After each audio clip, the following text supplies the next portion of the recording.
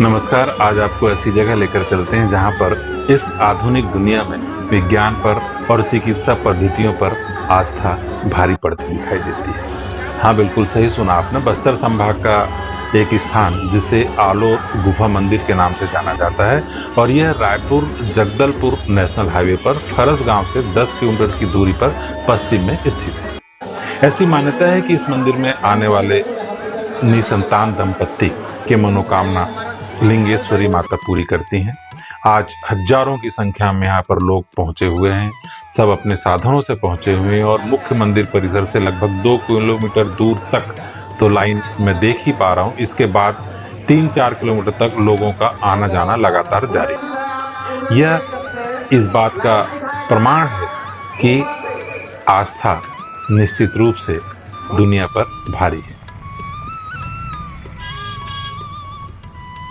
मुझे कुछ लोगों ने बताया कि बीती रात से ही यहाँ लोगों का आने का सिलसिला प्रारंभ हो गया था और रात से ही लोगों ने लाइन में लगना शुरू कर दिया था। हालांकि अभी 11 बजे हुए हैं और अभी जो घोषणा हो रही थी उन्होंने बताया कि लगभग 10,000 लोग दर्शन कर वापस निकल चुके हैं। उसके बाद भी मैं कह सकता हूँ कि बहुत बड़ी तादाद है लोगों की जो यहाँ पर मौजूद है और आने का सिलसिला लगातार जारी है। हालांकि इस अंचल के इस क्षेत्र के जो मूल निवासी हैं उनकी आस्था का केंद्र भी यही है। वे भी बड़ी संख्या में यहाँ पर आते हैं, परंतु एक समाज सेवी ने बताया कि जो स्थानीय भक्त हैं, इन माता के जो पुजारी हैं, वो पूरे जो श्रद्धालु आए हैं उनके जाने के बाद ही वहाँ पर दर्शन करने जाएंगे। उनके लिए अलग से उद्घोषणा की जाती, तभी स्थानीय व्यक्ति माता का दर्शन कर सकता है।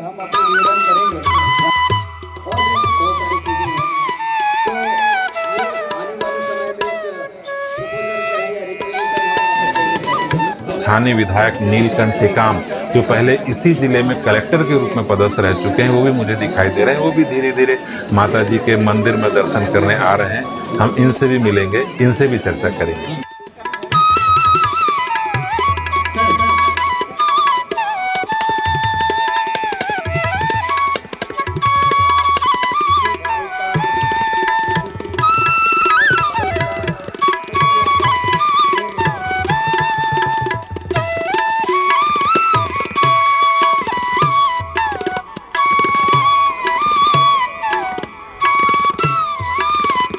ऐसा लग रहा है कि कांकेर जिले के लोकसभा सांसद भोजराज नाग जी यहाँ पर आए हुए हैं। लगातार कई बड़े जनप्रतिनिधियों के पहुंचने का सिलसिला यहाँ पर जारी है।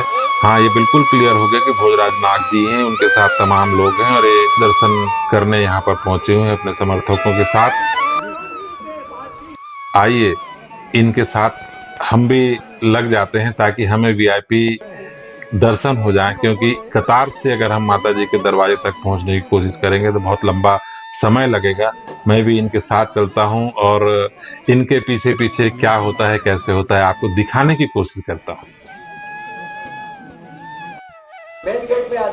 सांसद भोजराज नाग अपनी माता जी का हाथ थामे हुए दिखाई दे रहे हैं। इससे स्पष्ट परिलक्षित है कि अपनी माता जी के प्रति उनके मन में अगाध प्रेम है और वे किसी दूसरे के सहारे अपनी माता जी को छोड़ना नहीं चाहते। हालांकि आज सांसद के पद पर हैं और यहाँ पर पहुँचे हुए हैं। मैंने जब उनसे पूछा कि आप यहाँ कब से आते हैं, तब उन्होंने कहा कि मैं पिछले 25-30 वर्षों से लगातार यहाँ पर आता हूँ। पहले एक आम आदमी की तरह लाइन में लगकर मैं माता जी के दर्शन करता था।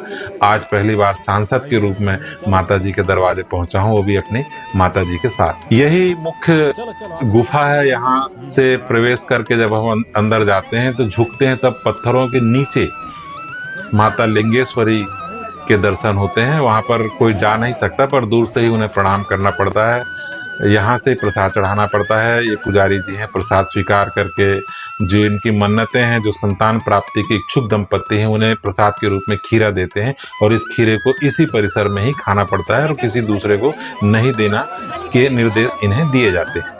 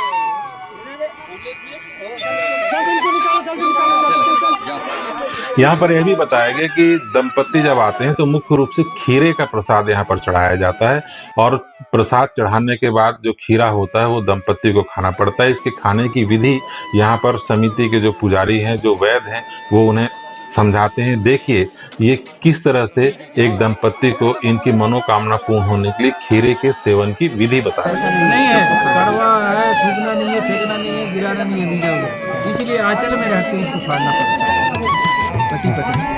इनका मेन वही है। तो आप ये स्थल है माता जी, इसी स्थल में आपको रहते हैं। जय माँ जी की।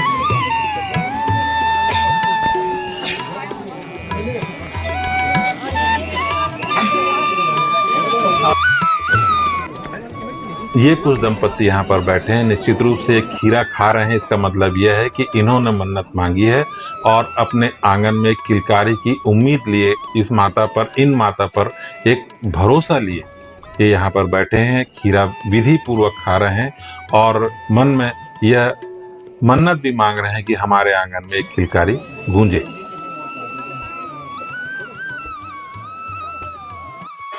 यहाँ पर मैं देख पा रहा हूँ कि बहुत गरीब तबके के लोग से लेके मैं देख सकता हूँ बड़े अच्छे घर से संपन्न संभ्रांत परिवारों के लोग भी यहाँ पर आ रहे हैं, क्योंकि उनकी इन माता पर आस्था है।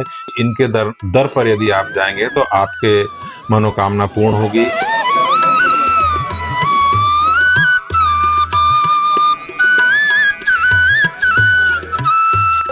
इस सेट के नीचे हजारों की संख्या में कतारबद्ध लोग खड़े हुए हैं, अपनी पारी का इंतजार कर रहे हैं कि कब अपनी मन्नत मांगने के लिए उस माता के चरणों तक पहुंच सकें।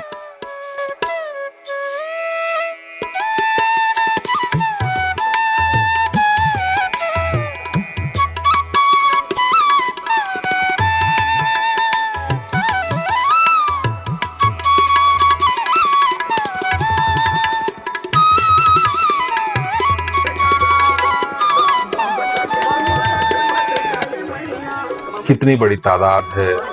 कुछ लोग अपने बच्चों को गोदी में लेकर आए हैं। इनकी मुरादें पूरी हुई थीं, इनके आंगन में किलकारियां गूंजी और आज ये उसी का सबूत देते हुए माता के चरणों में उनके आशीर्वाद के लिए आभार व्यक्त करने, अपनी कृतज्ञता व्यक्त करने के लिए माता के चरणों तक जाने की कोशिश कर रहे हैं। तमाम मुश्किलों के बाद ये लोग यहाँ पर पहुँच रहे हैं और इसके लिए प्रशासन ने भी ये व्यवस्था की है। हालांकि आपको यह बता दें कि यह मंदिर गणेश विसर्जन के बाद पड़ने वाले पहले बुधवार को ही वर्ष में एक बार खोला जाता है।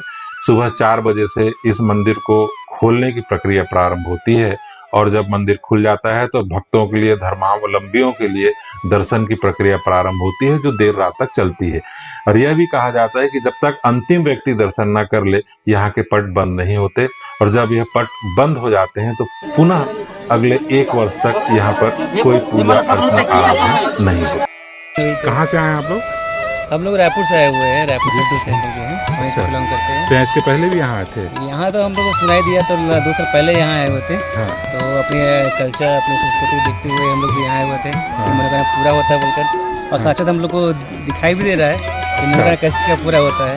लेकिन हम लोग भी थोड़ा परेशान थे, 4-5 साल में शादी हो गया था, बट हम लोग अपने फैमिली को लेकर परेशान थे। इस कारण माता रानी के द्वार पे आने के बाद तो ये बहुत सफल हो गया हम लोग का। रायपुर सड्डू से आए? हाँ, रायपुर सड्डू से आए। मनोकामना पूरी, क्या आप कहेंगे यहाँ के शक्ति के बारे में? चमत्कार ही समझेंगे। जब डॉक्टर लोग से इलाज करा के थक गए थे तो चमत्कार ही समझेंगे। यहाँ पे प्रसाद के रूप में खीरा दिया जाता है, आपने भी खाया था? हाँ, हमने भी खाया। तो यही खाना पड़ता है? हाँ, यही खाया। देखिए यहाँ पर बड़ी संख्या में यूट्यूबर्स और टीवी रिपोर्टर्स भी पहुंचे हुए हैं और मेरे साथ अभी बस्तर टाकीज के तिवारी जी भी मुझको दिख गए हैं और ये बड़ी खुशी की बात है कि तिवारी जी से हमारी मुलाकात मंदिर परिसर में हो गई। बहुत सारी चीज़ें, बहुत सारी कहानियाँ, बहुत सारे अनुभव भैया के, गुरु भैया के माध्यम से जो आपको इनके चैनल के माध्यम से, अभी नाम नहीं घोषित किया गया है। लोकल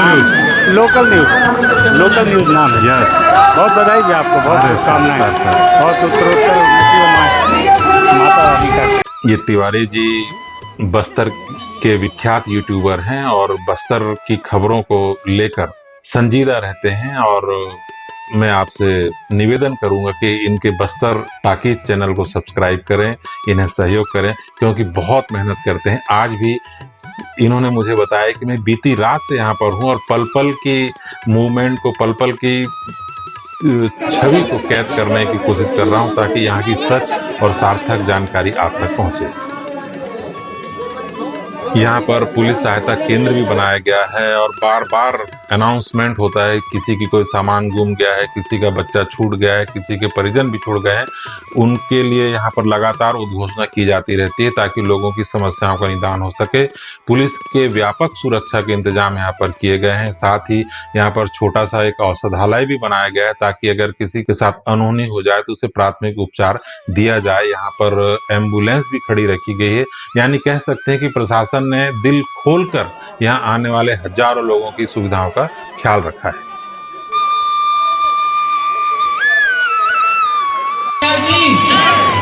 हमें पिछले साल हम लोग यहाँ पर दर्शन के लिए आए थे। माता जी के आशीर्वाद से हमें पुण्य दर्शन की प्राप्ति हुई है। हम लोग यहाँ से नहीं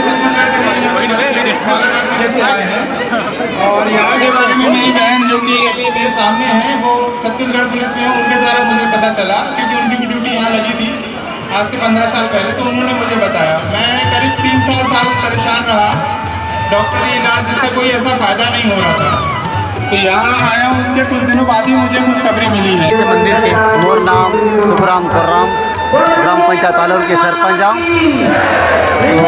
यहाँ बहुत सालों से, हजारों सालों से चलते आगे से यहाँ हमारे माँ लिंगेश्वरी देवी स्थापना होगी से बहुत पीढ़ी दर पीढ़ी होगी से, और बहुत सारा दर्शकगण दूर दराज से आते हैं और सबके मनोकामना पूरा हुआ थे। एक आस्था को सुन के यहाँ पे आए हुए हैं और बच्चों की एक मनोकामना है जिसको लेके आए हुए हैं। इतना सब सुना है हमने। ये मेरा दूसरी बार है, मेरी एक बिटिया है, इसलिए मैं चाहता हूँ कि दूसरा भी हो। और बाकी डॉक्टर इलाज सब कुछ चल रहा है अपनी जगह। कहाँ से आया? मैं रायपुर आरंग से। तो लगभग सभी की मनोकामना यहाँ पर पूरी हो जाती है। इस बार हमने देखा कि 25 साल पहले जिन्होंने विवाह किया था और उनको भी यहाँ पर पिछले बार दर्शन के लिए आए थे, संतान की प्राप्ति हुई। अभी तक के लगभग 700 लोगों का जो है यहाँ पर नाम आ चुका है जिन्हें संतान की प्राप्ति हुई, जो पिछले बार दर्शन किए थे। और लगभग 10,000 से ज़्यादा श्रद्धालु जो है कतारबद्ध होकर के दर्शन कर रहे हैं। और ये यहाँ की एक ऐतिहासिक विरासत के रूप में माता लिंगेश्वरी का जो धाम है वो दिन ब दिन जो है इसका प्रचार प्रसार हो रहा है, विकसित हो रहा है। इसके लिए मीडिया के साथियों ने भी बहुत अच्छे तरीके से इसमें सहयोग किया हुआ है। सर, आप यहाँ के कलेक्टर भी रहे थे। कलेक्टर के दौरान आपको ऐसी कोई कमी थी जो पूरा नहीं कर सके, जिसे विधायक के रूप में आप करना चाहेंगे? देखिए, अभी काम काफ़ी बाकी है। जिस तरीके से लोगों का यहाँ पर जमावड़ा होता है तो उनके लिए एक तो ट्रांसपोर्ट की सुविधा होनी चाहिए, उनके ठहरने की सुविधा होनी चाहिए, उनके लिए सुबह जैसे स्नान करने की ज़रूरत पड़ती है उसकी सुविधा होनी चाहिए। और सबसे बड़ी ज़रूरत तो यहाँ पर मोबाइल टावर की है, जिसको शीघ्र यहाँ पर लगाना जरूरी है। वैसे बहुत सारे प्लान हैं दिमाग में जिनको पूरा।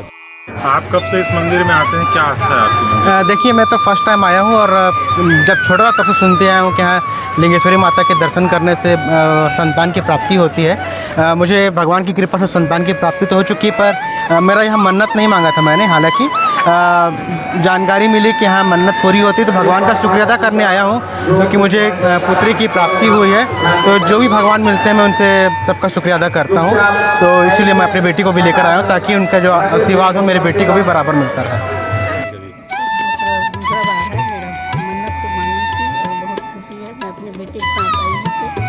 और बेटे आपका हाथ नहीं छोड़ रहे हैं, बिल्कुल पकड़े हुए हैं, चढ़ते उतरते बिल्कुल।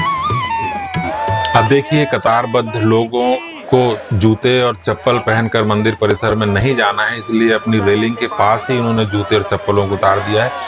और सैकड़ों की संख्या में कहें या हजारों की संख्या में जूते चप्पल यहाँ पर पड़े हुए हैं। और मैं तो यह सोचकर चिंतित हूँ कि जब ये दर्शन करके वापस आएंगे तो अपने जूतों और चप्पलों की पहचान कैसे करेंगे। मैं बालोद ज़िला से हूँ। बालोद ज़िला के पास भैंस बोड़ करके मेरा गांव है, वहाँ से मैं आया हूँ। मेरा पहला बच्चा 2016 में आया था। उसके बाद से मैं इलाज करा रहा था, लेकिन बहुत सारे हॉस्पिटल जैसे भिलाई में इलाज कराया, धमतरी में इलाज कराया। उसके बाद भी जब लास्ट में मैं थक हार करके इलाज कराना बंद कर चुका था, तो मुझे कहीं पता चला कि यहाँ जाने से मन्नत पूरा होता है।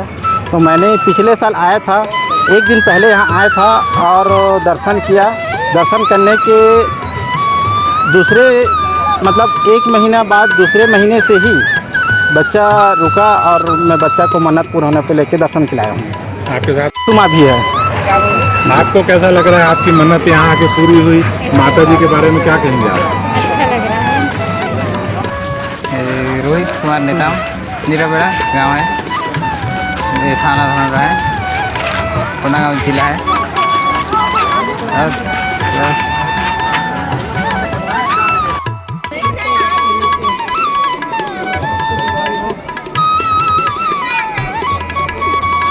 सब मन्नत वाले बच्चे हैं। कहाँ से आए हो? मन्नत वाला है।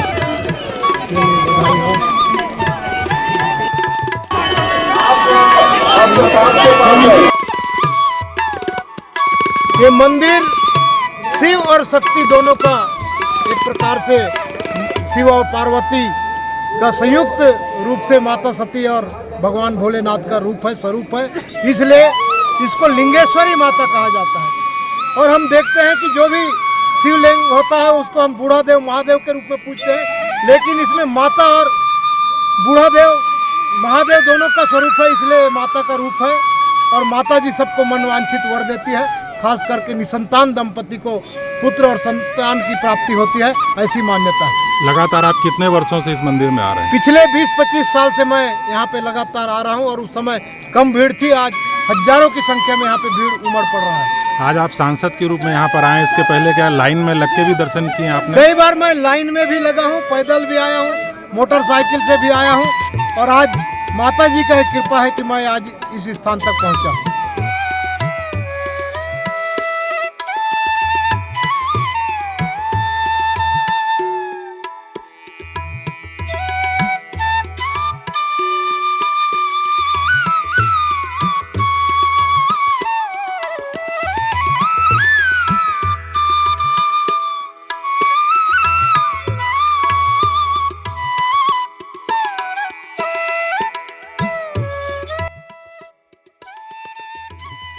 ये फरसगांव के क्षेत्र का बड़ा सज्जन हैं प्रसिद्ध और इनका नाम आलोर है मंदिर कुलजोत इसके बारे संत। में क्या मान्यता है? क्या इनसे जब हमने माता लिंगेश्वरी देवी के बारे में जानना चाहा तो इन्होंने इनसे जुड़ी परंपराएं और लोगों के आस्था का कारण और क्या यहाँ के रस्में हैं, क्या रीति हैं, क्या रिवाज हैं, उनके बारे में विस्तार पूर्वक हमें बताया। जी, आपको सर्वप्रथम तो बताना चाहूँगा कि ये मंदिर नहीं गुफा है, और ये माँ लिंगेश्वरी जो है वो पहाड़ों में विराजमान है और वादियों से घिरा हुआ हमारा क्षेत्र है बस्तर।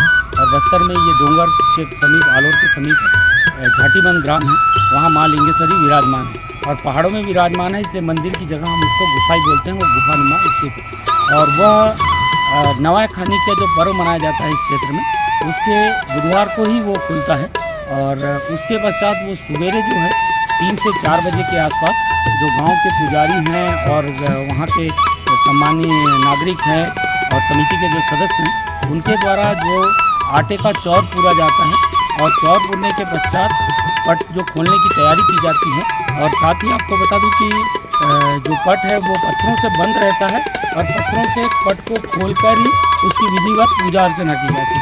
उसके बाद जो 5 पुजारी रहते हैं वो अंदर प्रवेश करते हैं गुफा के अंदर पर, और गुफा में जाने के बाद वो वहाँ पर जो रेती से 1 वर्ष पहले शिवलिंग के समीप आसपास माता रानी के समीप जो रेत जमाई जाती है, उस पर पदचिन्हों की चिन्हांकन करते हैं कि वो किस पदचिन्ह को वहाँ पे पाए गए। और इस वर्ष आपको बता दूं कि वहाँ पर बिल्ली के पैर के निशान मिले हैं।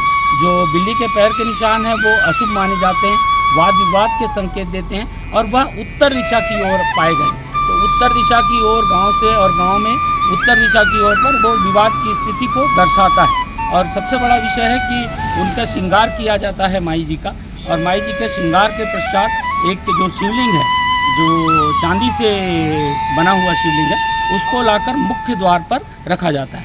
मुख्य द्वार पर रखने के पश्चात सारे पुजारी विधि विधान, और गांव वालों के लिए एक बहुत बड़ी चुनौती रहती है ऐसे कार्यक्रम को कराना। साथ ही लेकिन एक बहुत बड़ा अच्छा विषय आता है कि पूरा जो गांव है एक होकर इसमें कार्य करता है, और जो गांव भर के लोग हैं वो शाम को ही दर्शन करते हैं। कोई भी गांव का व्यक्ति दिन में आपको दर्शन करता हुआ नहीं मिलेगा, और शाम को बराबर अनाउंसमेंट किया जाता है 6 बजे, 7 बजे, 8 बजे।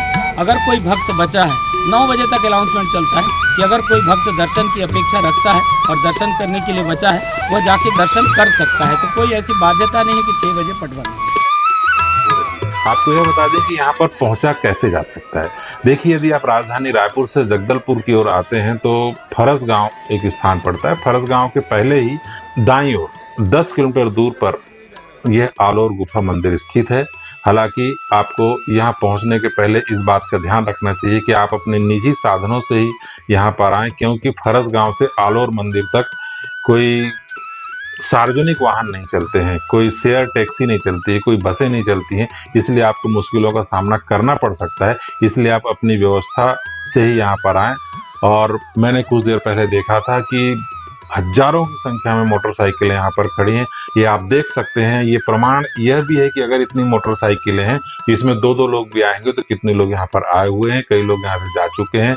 ये आप देख सकते हैं कि कितनी बड़ी संख्या में 4 व्हीलर यहाँ पर खड़े हुए हैं, और यहाँ पर VIP पार्किंग और निजी पार्किंग अलग अलग बनाई गई है। पुलिस की बहुत तगड़ी व्यवस्था यहाँ पर की गई है, और पुलिस के जो जवान हैं वो लोगों को सहयोग कर रहे हैं, लोगों को रास्ता भी दिखा रहे हैं, लोगों को रुकने का, पार्किंग की व्यवस्था ही बता रहे हैं, और इससे इनकी यात्रा काफ़ी हद तक सरल तो हो रही है।